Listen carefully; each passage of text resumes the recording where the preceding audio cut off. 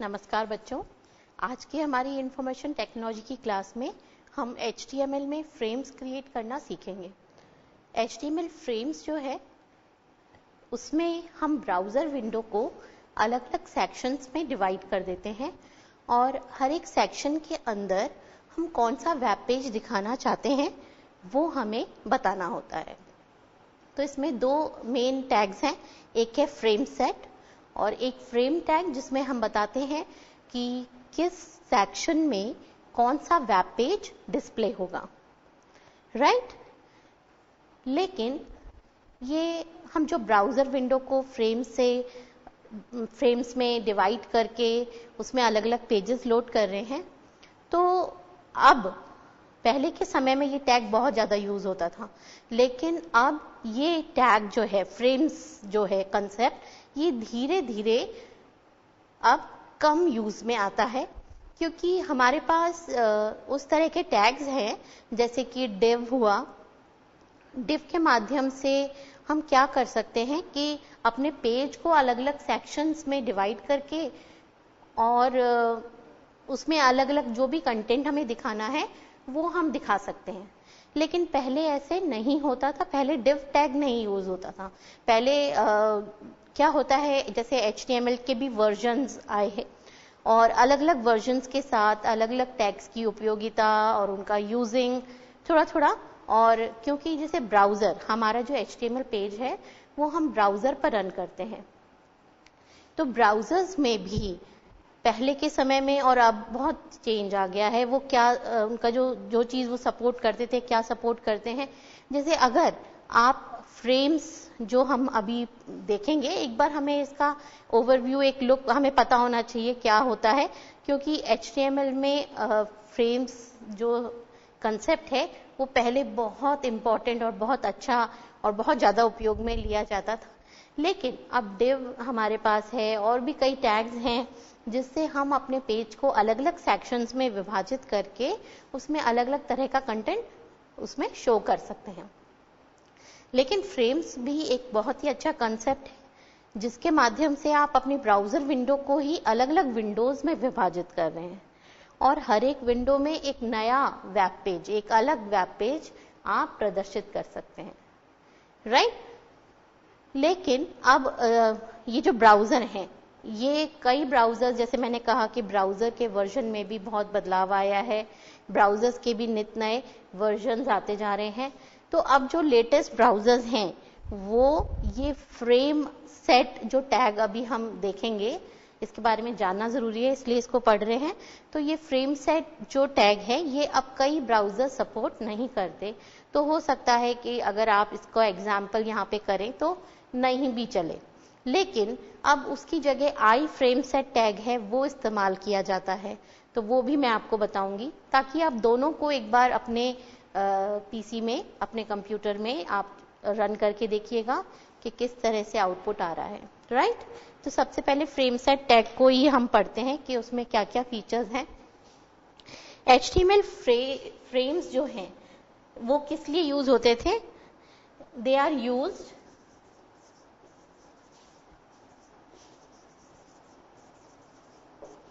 used to divide browser window into multiple sections। Browser window को multiple sections में विभाजित करने के काम आता है frames, HTML frames. Each section, हर एक सेक्शन के अंदर हम एक नया वेब पेज लोड कर सकते हैं। Each section can load a separate HTML file. हर एक सेक्शन में एक अलग हम HTML फाइल लोड कर सकते हैं। collection of फ्रेम्स, हम क्या कर रहे हैं, ब्राउजर विंडो को मल्टीपल फ्रेम्स में डिवाइड कर रहे हैं। Now this collection of frames, जो अलग अलग फ्रेम्स हैं उनके कलेक्शन को कहा जाता है फ्रेम सेट। ठीक है, तो हर एक सेक्शन को क्या कहा जाता है, frame. Each section is known as frame and the collection of frames is known as frame set. Right? तो frames यूज करके हम ब्राउजर विंडो को मल्टीपल फ्रेम्स में विभाजित कर देते हैं और हर एक फ्रेम के अंदर, हर एक सेक्शन के अंदर एक सेपरेट HTML फाइल लोड हो सकती है। ठीक है, ये जो कलेक्शन ऑफ फ्रेम्स हैं इनको कहा जाता है फ्रेम सेट। राइट, अब कैसे हमें इसको डिवाइड करना है, कैसे हम लिखेंगे, तो इसके लिए फ्रेम सेट टैग काम में लिया जाता है। जिस फाइल में, जिस HTML पेज में आप फ्रेम्स सेट करेंगे, मतलब आपको क्या करना होगा, आपको बताना होगा कि ब्राउजर विंडो को 4, 3, 2 जितने भी फ्रेम्स में विभाजित कर दो। ये फ्रेम्स कैसे हो सकते हैं, देखो सपोज ये हमारी विंडो है। ठीक है, तो ये जो विंडो है इसको हम ऐसे 2 पार्ट्स में विभाजित कर सकते हैं, मतलब हॉरिजॉन्टली और वर्टिकली दोनों तरह से डिवाइड कर सकते हैं। तो लेट्स से आपने ये 2 फ्रेम्स बना दिए, एक थोड़ा छोटा एक बड़ा, या आप दोनों बराबर फ्रेम्स भी बना सकते हैं। और लेट्स से हमने ऐसे कर दिया, यानी कि पहले 2 फ्रेम्स में डिवाइड कर दी, ये इसको हमने दे दिया 30%, इसको दे दिया हमने बाकी का परसेंटेज, और फिर हमने 50-50% में इसको डिवाइड कर दिया, फिर लेट से हमने इस पोर्शन को डिवाइड कर दिया। तो ऐसे हम अलग अलग फ्रेम सेट्स बना सकते हैं। इधर एक HTML पेज आ जाएगा, इधर एक HTML पेज आ जाएगा, इधर और इधर। हम चाहें तो सेम वेब पेज या अलग अलग वेब पेज इन सभी फ्रेम्स में दिखा सकते हैं, और ये जो पूरा फ्रेम्स अलग अलग हैं इनके कलेक्शन को हम बोलते हैं फ्रेम सेट। राइट, तो ये कंसेप्ट हमें समझ में आ गया। अब कैसे इसका कोड लिखना है, कैसे जिस वेब पेज में हम ये चीज डिजाइन करेंगे, क्या कि ब्राउजर विंडो को क्या कर दो, विभाजित कर दो इन सेक्शंस में। उस वेब पेज में बॉडी टैग नहीं आएगा। ठीक है, हम इस वेब पेज में क्या कर रहे हैं, हम इस वेब पेज के माध्यम से अपनी ब्राउजर विंडो को कुछ सेक्शन में विभाजित कर रहे हैं। इसमें हमारा कोई HTML कोड नहीं आएगा, केवल किसका कोड आएगा, फ्रेम्स का। फ्रेम सेट और उसके अंदर अलग अलग फ्रेम्स। राइट, तो ये जो हम डिवाइड करने का काम करेंगे, जिस HTML फाइल ही बनेगी इसके लिए भी, लेकिन इस HTML पेज में कोई बॉडी टैग यानी कि कोई भी HTML एलिमेंट्स जो अभी तक हमने पढ़े थे वो नहीं आएंगे। इसमें केवल HTML टैग आएगा और उसके अंदर फ्रेम सेट और फ्रेम टैग आएगा। 3-4 टैग्स ही आएंगे। ठीक है, फ्रेम से संबंधित टैग्स ही आएंगे, इसमें कोई हम बॉडी टैग नहीं देंगे। और बॉडी टैग नहीं आएगा तो जितने भी हमने HTML एलिमेंट्स पढ़े हैं, H1, H2, P टैग या टेबल टैग या UL, OL, LI, कुछ भी नहीं आएगा। फॉर्म टैग वगैरह कोई भी टैग नहीं आएगा, क्योंकि पूरा का पूरा बॉडी टैग ही नहीं देंगे। केवल इसमें ये कोड रहेगा कि ब्राउजर को कौन कौन से सेक्शन में हॉरिजॉन्टली, वर्टिकली, हर एक सेक्शन का क्या साइज होगा वो चीज करेंगे, डिवाइड करने का काम करेंगे, और डिवाइड करके हर एक फ्रेम में कौन सा वेब पेज हमें लोड करना है वो बताएंगे। That's it. ठीक है, तो जब हम ऐसा कुछ कोड लिखना चाहेंगे फ्रेम्स का, तब बॉडी टैग नहीं आता है। ठीक है, तो ये चीज आपको ध्यान रखनी है। ठीक है, अब कैसे हम करेंगे उसका कोड देखते हैं। इसमें बेसिकली 2 ही टैग्स हैं, फ्रेम सेट और फ्रेम्स। फ्रेम सेट के माध्यम से हम रोज कॉलम्स में अपने विंडो को डिवाइड करेंगे, और फ्रेम से हम बताएंगे कि इस फ्रेम में क्या आएगा और इसकी क्या प्रॉपर्टीज होंगी।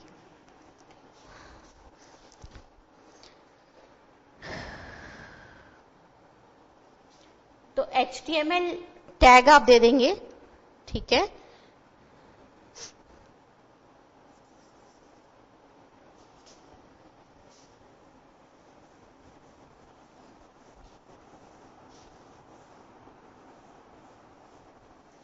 HTML टैग देंगे हम। इसके बाद हम चाहें तो हेड पोर्शन दे सकते हैं।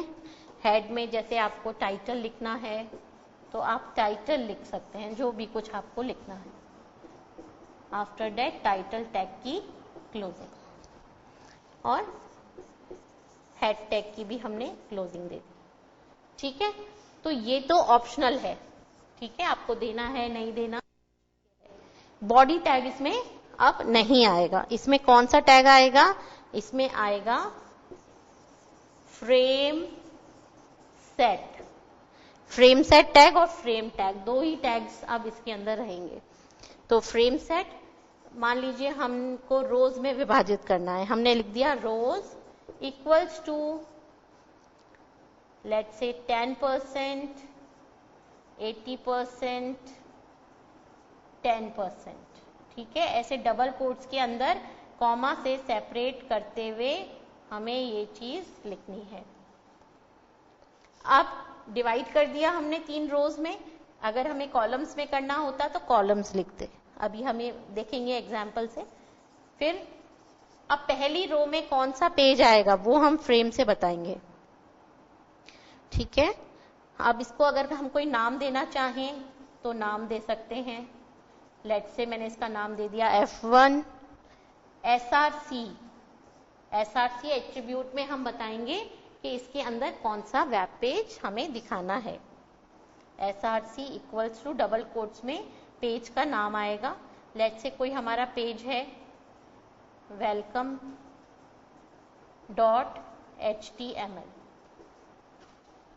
ठीक है। तो ऐसे हम दे देंगे पेज का नाम। उसके बाद दूसरा, तो उसके लिए भी फ्रेम नेम देना है तो नेम दे दीजिए, अदरवाइज सीधे SRC इक्वल्स टू पेज का नेम दे देंगे। फिर फ्रेम SRC इक्वल्स टू, और लास्ट में आपका फ्रेम सेट क्लोज हो जाएगा, ठीक है। फ्रेम सेट टैग जो है वो हम लास्ट में क्लोज कर देंगे, और ये तो यहां बंद हो गया, और लास्ट में HTML टैग भी क्लोज कर देंगे। इस तरह से ये चीज होएगा। अब यहाँ पे हमने ये करा है, इसका अर्थ क्या होगा कि यहाँ पर ये जो हमारी विंडो होगी ये इस तरह से डिवाइड हो जाएगी, है ना। थोड़ा सा मतलब 10% दिया है तो इतना तो नहीं, ऊपर एक तरह का छोटा सा सेक्शन आ जाएगा, नीचे आ जाएगा, ये पूरा 80% बीच वाले फ्रेम को मिल जाएगा। 3 फ्रेम्स में हमने विभाजित कर दिया है, ठीक है। फ्रेम सेट टैग हम काम में लेते हैं फ्रेम सेटिंग करने के लिए। फ्रेम सेट मैंने आपको बताया it is a collection of frames. तो हम बताएंगे कि कौन से मतलब कितने रोज कितने कॉलम्स में हमें विभाजित करना है। और अगर हमें कॉलम में विभाजित करना होता तो हम लिख देते यहाँ पे रोज की जगह यहाँ पर आ जाता कॉलम्स। तब उस केस में क्या होता कि ये जो हमारी विंडो होती ये इस तरह से 10%, इधर भी 10% हमने दिया, ऐसे ऐसे विभाजित हो जाती है। और अभी हमने क्या किया है कि हम रोज में या कॉलम्स में कर रहे हैं। अब जैसे सपोज आपको क्या करना हो, कुछ ऐसे करना हो, तो इसका मतलब क्या हुआ, ये 3 कॉलम दिख रहे हैं हमें, और इस कॉलम को हमने बीच में जो 80% वाला कॉलम है इसको हमने क्या किया है 2 रोज में विभाजित किया है। तो उसमें हम क्या करते, मिक्सिंग करते। कैसे करते, हम यहां पर बता रहे हैं पहले फ्रेम में क्या है, फिर हम बता रहे हैं दूसरे में क्या है, तीसरे में क्या है, तीनों में हमारे अलग अलग वेब पेज। अब बीच वाले को हमें वापस से 2 विंडो में डिवाइड करना है, तो हम बीच में फिर से फ्रेम सेट लिखते हैं, ठीक है। तो वो एग्जाम्पल भी मैं अभी आपको बताऊंगी। तो इस तरह से करना होता है हमें फ्रेम सेटिंग, और फ्रेम सेटिंग करने के बाद हम अलग अलग फ्रेम्स में कौन से पेजेस आएंगे वो बता सकते हैं, ठीक है। तो इस तरह से फ्रेम सेट और फ्रेम टैग जो है उनको काम में लेकर हम अपनी ब्राउजर विंडो को मल्टीपल सेक्शंस में विभाजित करके उसमें अलग अलग वेब पेजेस लोड कर देते हैं, राइट। चलिए बच्चों, यहाँ पर वक्त हो गया है ब्रेक का। ब्रेक से आने के बाद हम अपनी क्लास को कंटिन्यू करेंगे।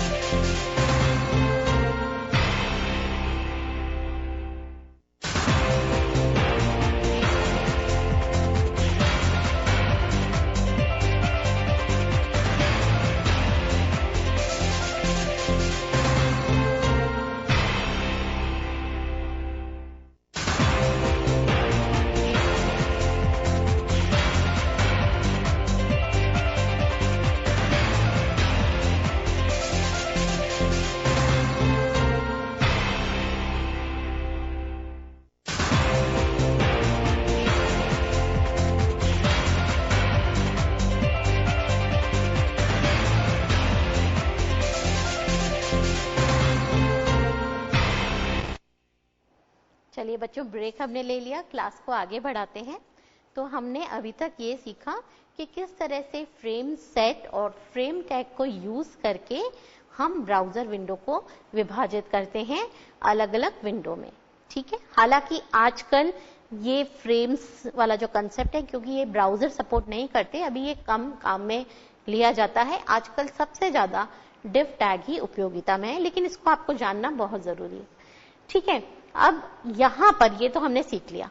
अब अगर हमारा ब्राउजर फ्रेम्स को सपोर्ट नहीं करता तो हमें कैसे पता चलेगा, है ना। कैसे हमें पता चलेगा कि भाई ये सपोर्ट नहीं करता। तो उस केस में हम क्या कर सकते हैं कि हम, अगर ये फ्रेम सेट सपोर्ट नहीं हो रहे, तो हम क्या कर सकते हैं, एक टैग है no frames.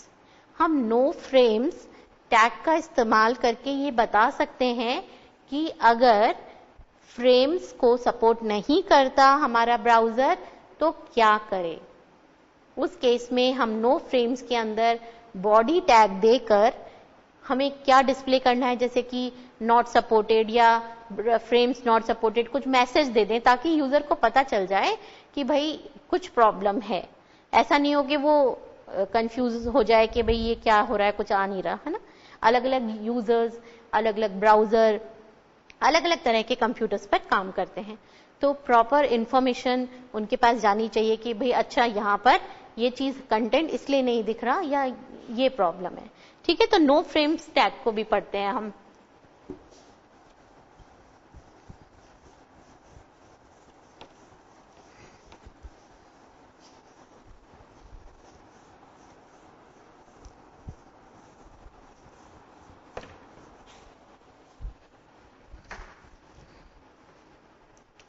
No frames tag जो है वो इस तरह से हम लिख देंगे, नो फ्रेम्स, ठीक है। और इसके अंदर हम जैसे कि बॉडी में बॉडी टैग देंगे और जो भी हमें मैसेज देना है, your browser does not support frames, ठीक है, ये हमने दे दिया और बॉडी टैग की हमने क्लोजिंग दे दी। तो अभी जो हमने कोड लिखा था ना, उसी के अंदर हम ये चीज दे सकते हैं और नो फ्रेम्स को क्लोज कर देंगे, राइट। तो ऊपर हमारा फ्रेम सेट वाला कोड चल रहा है और हमने फ्रेम्स का दे दिया और फिर लास्ट में हमारा फ्रेम सेट जो है वो क्लोज हो जाएगा। तो फ्रेम सेट टैग के अंदर ही हमें देना है नो फ्रेम्स। ये देखिए, ये नो फ्रेम्स हमने यहां पर दिया। इस नो फ्रेम्स में हम क्या बता रहे हैं? इस नो फ्रेम्स में हम ये बता रहे हैं कि अगर यूजर कोई ओल्ड ब्राउजर यूज कर रहा है, अगर यूजर कोई ओल्ड ब्राउजर यूज कर रहा है या कोई ऐसा ब्राउजर यूज कर रहा है जो कि सपोर्ट नहीं करता, तो क्या होगा? ये मैसेज डिस्प्ले हो जाएगा, ठीक है। तो फ्रेम सेट के अंदर ही ये दिया जाता है। तो नो फ्रेम से क्या होगा?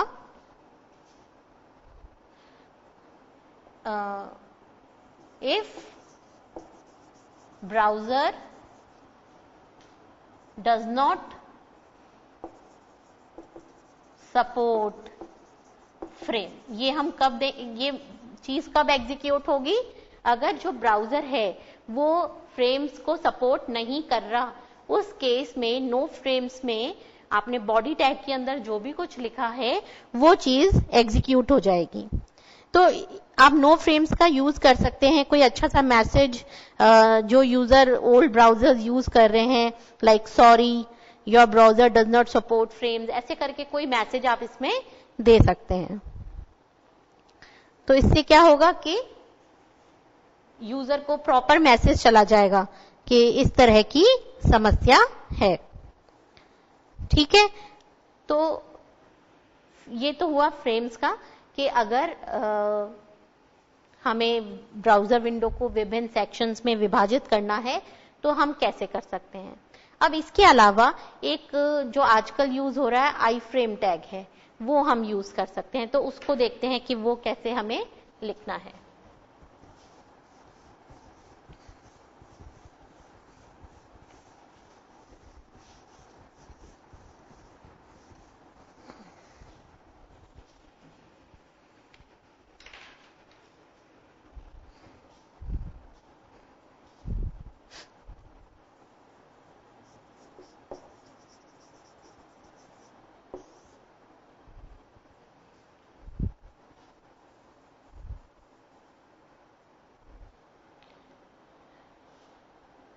इस केस में हम आई फ्रेम जो टैग है वो काम में लेंगे। तो आई फ्रेम टैग जो है उसके माध्यम से जैसे आजकल हमारे यूज जैसे कम आ रहा है, तो हम आई फ्रेम टैग यूज में ले सकते हैं। और आई फ्रेम टैग के माध्यम से हम जो आजकल के ब्राउजर्स हैं जिनमें सपोर्ट नहीं हो रहा, वहां पर हम एक इनलाइन फ्रेम क्रिएट करते हैं। यहां पर आई stands for inline frame, right. तो आई फ्रेम का क्या अर्थ है? I stand for inline frame, ठीक है। तो आई फ्रेम टैग हम इस्तेमाल करते हैं। तो ये किस काम में आता है? It is used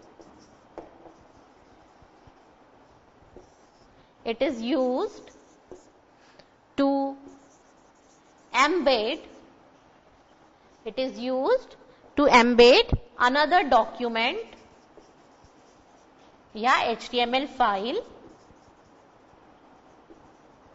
another document within the current HTML file, ठीक है। तो इनलाइन फ्रेम, जैसा कि इसके नाम से हमें पता चल रहा है, इनलाइन फ्रेम यानी कि एक ऐसा फ्रेम जो हमने अपना नॉर्मल कोड चल रहा है वहां पर ही हमें एक फ्रेम अगर इंसर्ट करना है तो हम कर सकते हैं। इसका सिंटेक्स राइट, तो आई फ्रेम का समझ में आया। आई stands for inline, inline frame. Inline frame यानी कि जहां हम काम कर रहे हैं वहीं पर हमने एम्बेड कर दिया, डाल दिया, इंसर्ट कर दिया एक दूसरा डॉक्यूमेंट, तो इनलाइन फ्रेम हम यूज कर सकते हैं। तो हम इसको यूज करेंगे आई फ्रेम, उसके बाद हम इसमें देंगे src इक्वल्स टू URL, यानी कि जो पेज हमें दिखाना है। हम चाहें तो एक टाइटल दे सकते हैं जिसमें हम इसका डिस्क्रिप्शन दे देंगे। ठीक है, डिस्क्रिप्शन देने के काम में आता है टाइटल एट्रीब्यूट। तो दो एट्रीब्यूट हमने देखे, src और टाइटल। src में हम क्या देंगे, URL, यानी कि वो पेज, वो HTML डॉक्यूमेंट, वो HTML फाइल जो कि हमें यहां पर इंसर्ट करनी है। और डिस्क्रिप्शन में हम क्या देंगे, एक कोई भी डिस्क्रिप्शन इस फ्रेम का। ठीक है, अब हम अगर इसमें दो और एट्रीब्यूट्स हैं, हम इसकी हाइट और विड्थ भी सेट कर सकते हैं। तो ये हाइट और विड्थ प्रॉपर्टी एट्रीब्यूट्स भी हैं इसमें।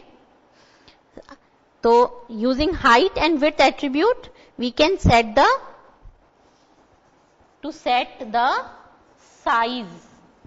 size of iframe। iframe का साइज बताने के लिए हाइट और विड्थ एट्रीब्यूट्स हम काम में लेते हैं। एक एग्जांपल देखते हैं अब इसका।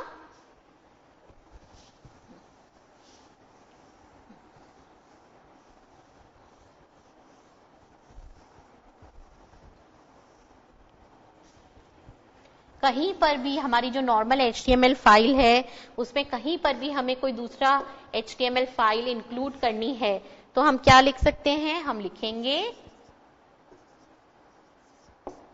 iframe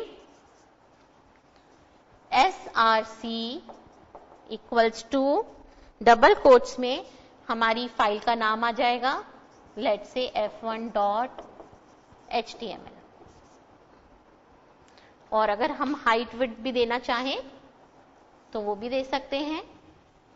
f1.html के बाद हम लिखेंगे, डबल कोट्स बंद कर दिया, height equals to let's say 200, फिर हमने दी विड्थ इक्वल्स टू 300।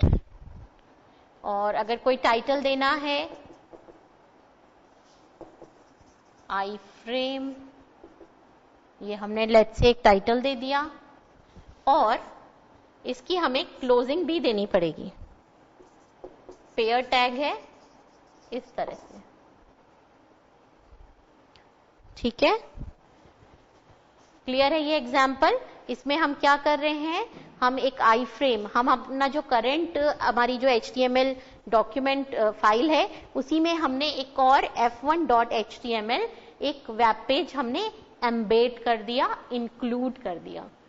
ठीक है, तो उस f1.html में जो भी कुछ आपने दिखाया हुआ है वो आपको यहाँ पर नजर आ जाएगा। उसकी हाइट और विड्थ भी बता दिया आपने, एक टाइटल दे दिया जिसमें आपने डिस्क्रिप्शन डाल दिया इस फ्रेम का। ठीक है, और आई फ्रेम को क्लोज कर दिया। यहाँ पे क्लियर है हमारे को ये। अब हम चाहें तो इस आई फ्रेम को कोई स्टाइल अगर हमें करना है तो वो स्टाइलिंग भी कर सकते हैं, हम स्टाइल एट्रीब्यूट्स भी डाल सकते हैं हम। ठीक है, उसका एग्जाम्पल देखते हैं कैसे लिखेंगे हम।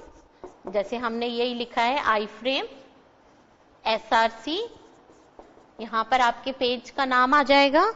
ठीक है, और फिर आप चालू कर देंगे यहाँ पे स्टाइल बताना, तो स्टाइल एट्रीब्यूट लगा दिया इक्वल्स टू डबल कोट्स में आप इस तरह से दे सकते हैं, जैसे हाइट बता दी कोलोन, हाइट दे दी हमने 200 पिक्सल, सेमीकोलन, फिर हमने विड्थ दे दी लेट से हमने दे दी यहाँ पर 300 पिक्सल। ठीक है, अब इसमें जो भी आपको स्टाइलिंग करनी है, कुछ कलर वगैरह देना है, जो भी कुछ देना है, वो सब चीजें आप कर सकते हैं।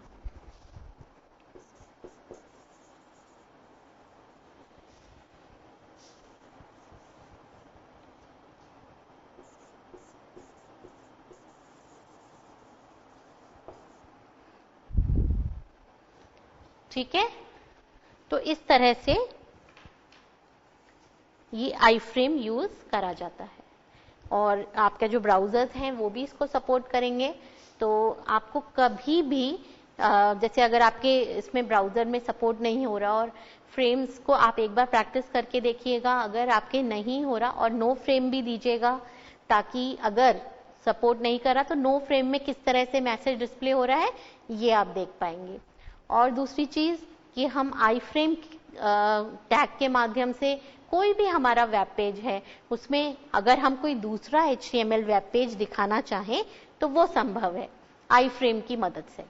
इससे क्या होगा कि मान लीजिए कोई कंटेंट आपको किसी सेक्शन में रिपीट करना है तो दोबारा से कोड लिखने की जरूरत नहीं है, केवल इस वाली फाइल को हम इंक्लूड कर लेंगे आई फ्रेम के माध्यम से। तो इनलाइन फ्रेम्स बहुत अच्छा तरीका है एक वेब पेज में दूसरा वेब पेज दिखाने के लिए, राइट। तो बच्चों इसको आप प्रैक्टिकली ट्राई कीजिएगा और हमने HTML के लगभग जितने भी प्रमुख एलिमेंट्स हैं वो हमने समझ लिए हैं। अब आप अच्छे से एक कंप्लीट वेबसाइट बना सकते हैं। तो आप धीरे धीरे सारी चीजें प्रैक्टिस करिए। एक कंप्लीट वेबसाइट कोई भी उदाहरण आप लेके, जैसे कोई अपने स्कूल के ऊपर आप वेबसाइट बना लीजिए, या आप के घर में कोई काम होता है जैसे कोई बिजनेस है आप उसके ऊपर कोई वेबसाइट बना लीजिए, या आपका कोई फेवरेट सब्जेक्ट है, साइंस है, मैथ्स है, आर्ट्स का है, कोई भी सब्जेक्ट आप उसके टॉपिक के ऊपर कोई वेबसाइट के उसके अलग अलग टॉपिक्स दिख रहे हैं, क्लिक करने पर उसके बारे में डिटेल डिस्क्रिप्शन खुलेगा। ऐसे आप अपनी खुद की वेबसाइट अब बना सकते हैं। तो आप अपने कंप्यूटर पर अपनी वेबसाइट एक बना के देखिए। इससे सारे जो भी हमने कंसेप्ट टैग्स पढ़े हैं वो आपके रिवाइज हो जाएंगे, आप उन पर अच्छे से अपनी पकड़ बना पाएंगे। और जब आप कोई प्रोजेक्ट पे काम करेंगे तो आप और ज्यादा कोई भी टैग है कहीं पर आपको कोई प्रॉब्लम आ रही है वो चीज आप कर पाएंगे। CSS इंप्लीमेंट करिए ताकि उसको एक सुंदर रूप दे सके, राइट। चलिए बच्चों आज समय पूरा हो गया है। आज की कक्षा में बस इतना ही। धन्यवाद।